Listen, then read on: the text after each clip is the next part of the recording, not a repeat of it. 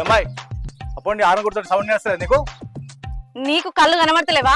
ఇటు ఉన్నదే సింగిల్ దారి, ఈ దారి పూట నువ్వు కారేసుకుని వస్తాయి, ఇప్పుడు బర్రెలు వస్తాయి, ఇంకా కాసేపు అయితే స్కూల్ పిల్లలు వస్తారు, వాళ్ళెట్లా ఎదురుపోతారు అనుకున్నావు?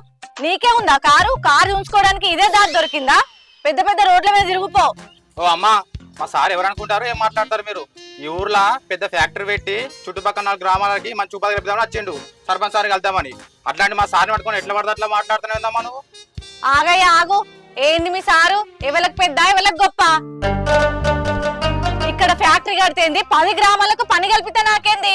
నలుగురికి నష్టం కాకుండా చూసుకోవాల్సిన బాధ్యత ఉందని కూడా చెప్పు, అర్థమైందా? నేనాయనకు సైడ్ ఇయ్యా, ఈ రోడ్డు మీకెళ్ళ జరగా, ఎట్లా వచ్చిన కారు అట్లనే రిటర్న్ పోతే మంచిది. ఈయన ఫ్యాక్టరీ పెడుతున్నట, మేము జరగన్నట.